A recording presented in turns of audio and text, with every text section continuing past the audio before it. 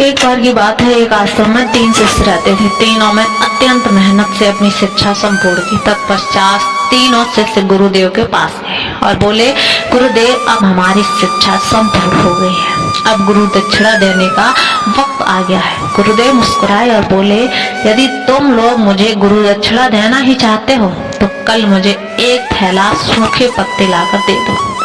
तीनों शिष्य मंद मुस्कुराए और उन्होंने सोचा, सूखी पत्तियां लाना कौन सी बहुत बड़ी बात है। अगली सुबह तीनों शिष्य पास के ही जंगल में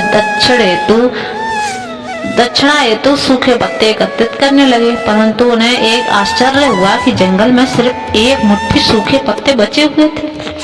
यह देखकर वे तीनों बहुत अधिक परेशान हो गए। उन्होंने सोचा, अब गुरुदेव को दक्षिणा कैसे देंगे। तभी सामने से एक किसान आता हुआ दिखाई दिया, जिसके एक थैले में ढेर सारे सूखे पत्ते लिए हुए थे। उन्होंने उस किसान से आग्रह किया कि भाई, हमें थोड़े सूखे पत्ते दे दो, उसकी अत्यंत आवश्यकता है।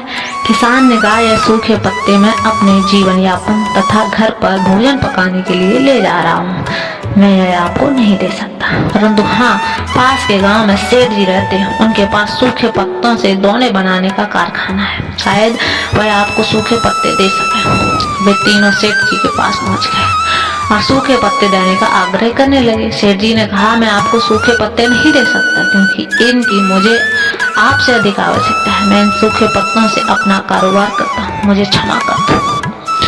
वे तीनों शिष्य अत्यंत परेशान हो गए।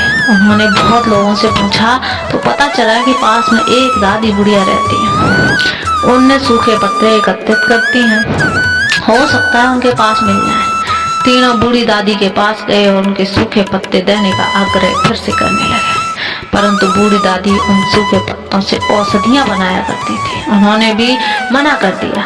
अब तीनों छात्र निराश होकर आश्रम लौट आए और दुखी मन से गुरुदेव को सारी बात बताई कि वे उनकी दक्षिणा लेने में असफल रहे। तो गुरुदेव ने कहा, मेरे बच्चों, मुझे दक्षिणा की अभिलाषा नहीं है, मैं तो तुम्हें बताना चाहता था कि इस दुनिया में किसी भी चीज को छोटा नहीं समझना चाहिए। छोटी चीज का भी अपना महत्व होता है, अपना मूल्य होता है।